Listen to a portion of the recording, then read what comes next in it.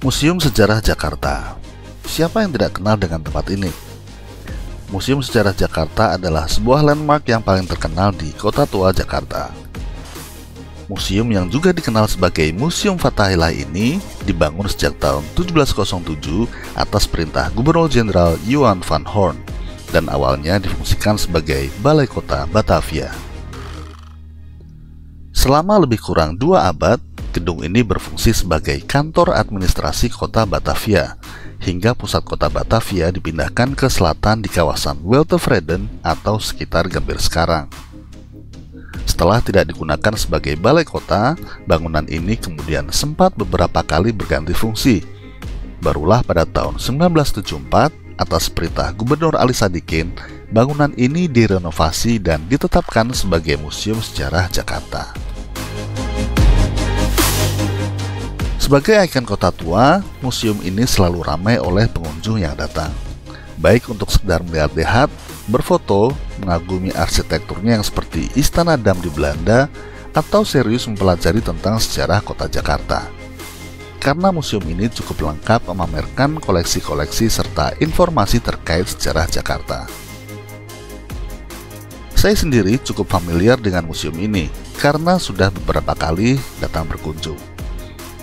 Rasa-rasanya sudah semua ruangan di gedung 2 lantai ini yang saya jelajahi, dan sudah cukup akrab terdapat koleksi apa saja yang ada di sana.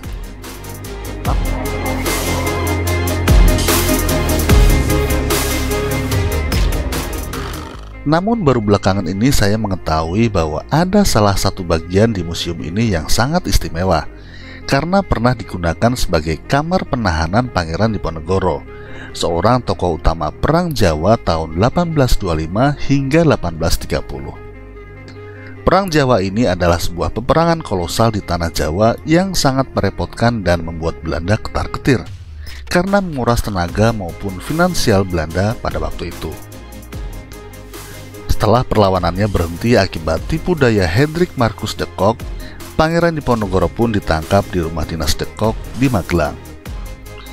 Pangeran Diponegoro kemudian dibawa ke Batavia sebelum pada akhirnya diasingkan ke Manado dan tak akan kembali lagi ke tanah leluhurnya di Jawa.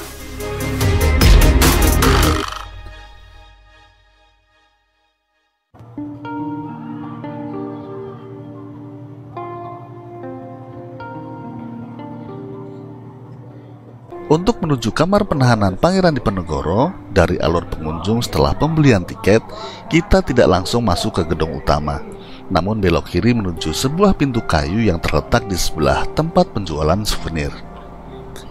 Pintu ini letaknya agak rendah dan mengantarkan kita menuju bangunan berlantai 2 yang merupakan perpanjangan dari gedung utama bekas balai kota ini. Bangunan ini tidak mencolok, dan entah kenapa tidak ada petunjuk apapun di sana, sehingga tak banyak yang tahu keberadaan tempat ini. Kamar penahanan Pangeran Diponegoro terletak di lantai 2. Untuk menuju ke sana, kita harus menaiki tangga kayu dengan bentuk setengah memutar yang cukup curam. Terdapat sebuah kamar berukuran sekira 4x5 meter di sana. Kamar tersebut berjendela menghadap Stades Plain dan sebenarnya adalah kamar pribadi kepala sipir penjara Batavia. Namun biasanya kamar tersebut sewaktu-waktu digunakan juga untuk menahan para pembesar pribumi Nusantara dan Eropa.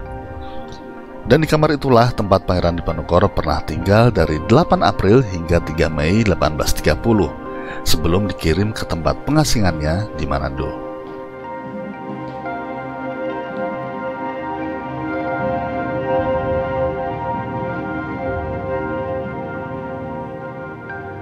Di dalam kamar tersebut terdapat ranjang pribadi berkelambu dengan alas tikar. Juga terdapat sebuah meja yang biasa digunakan Pangeran Diponegoro untuk menulis, terutama surat-surat untuk ibunda dan putra sulungnya sebagai pelepas rindu. Juga untuk mengisi waktu karena tak banyak yang bisa dilakukan oleh beliau semasa penahanannya di Batavia. Di dekat meja terdapat sebuah sangkar burung, karena Pangeran Diponegoro gemar memelihara burung.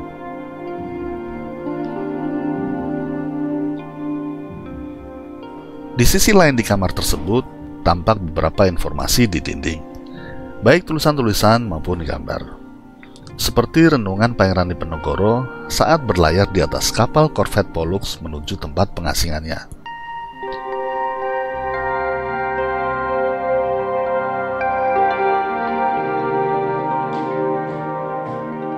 Tapi ada satu koleksi lain yang menarik di sana, yaitu sebuah gambar sketsa Pangeran Diponegoro yang terpajang di salah satu sudut kamar. Konon gambar sketsa ini dilukis langsung di tempat tersebut beberapa saat sebelum Pangeran Diponegoro diberangkatkan ke Manado. Gambar sketsa ini dibuat oleh Adrianus Johannes Beek, seorang hakim yang ditugaskan untuk mengawasi Pangeran Diponegoro saat penahanannya di Stadhuis. Johannes Beek sendiri sebelumnya lebih dulu dikenal sebagai seniman pelukis porselen. Dan di sela-sela penahanan Pangeran Diponegoro, Johannes Beek sempat meminta izin untuk menggambarkan sosok sang pangeran di atas kertas. Yang menarik, Johannes Beek menggambarkan sang pangeran dengan detail berikut dengan ciri kebesarannya, walaupun saat itu beliau dalam status sebagai tahanan. Dalam sketsa tersebut, Johannes Beek menggambarkan Pangeran Diponegoro dengan sangat hidup, dengan memakai pakaian Ratu Adil sebagai pemimpin perang sabil beserta sorban putih di kepala dan sebilah keris terselip di pinggangnya. Tulang pipinya tampak cekung karena sang pangeran sedang menderita penyakit malaria. Namun sorot matanya tetap menggambarkan keberanian yang nyata.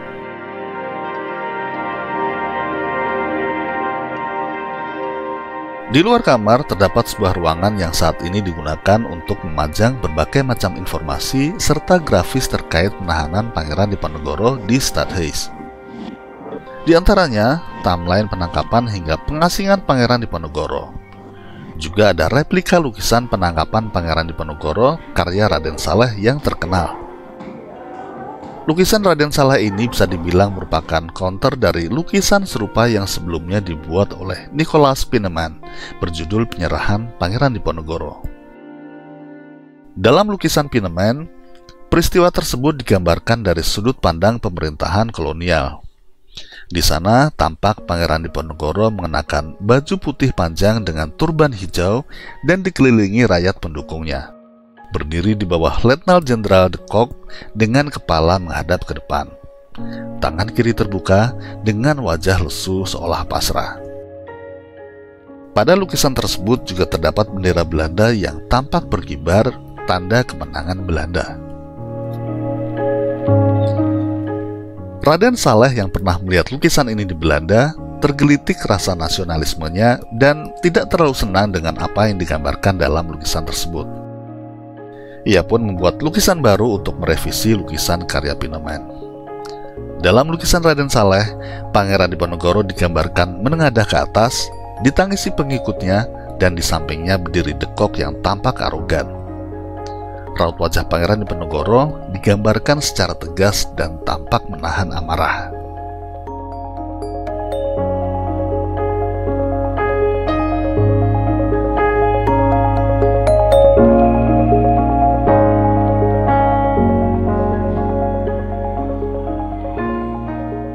Di Batavia, ternyata Pangeran Diponegoro tidak sendiri dalam menjalani hari-harinya dalam masa penahanan. Karena saat itu Pangeran Diponegoro ditemani istri, saudara perempuannya, ipar laki-lakinya, dan 16 orang punakawan maupun pengikutnya. Walaupun tidak semuanya yang ikut juga bersama Pangeran Diponegoro hingga ke pengasingannya di Manado dan Makassar. Karena ada yang dikirim kembali ke Jawa, dan ada pula yang diasingkan ke tempat lain.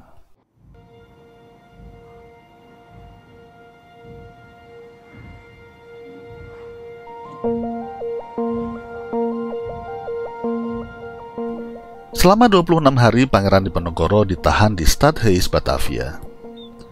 Pada Jumat 30 April 1830, Gubernur Jenderal Van den Bosch mengeluarkan keputusan bahwa Pangeran Diponegoro, Raden Ayu Ratnaningsih, Raden Ayu Dipowiyono, dan Tumenggung Dipowiyono, serta para pengikut lainnya akan diasingkan ke Manado. Rombongan ini pun berangkat 3 hari kemudian menggunakan kapal korvet Pollux dengan pengawalan 50 serdadu pilihan VOC. Itulah terakhir kalinya Pangeran Diponegoro menginjakkan kaki di tanah Jawa. Beliau pun tidak pernah kembali lagi ke tanah kelahirannya hingga akhir hayatnya.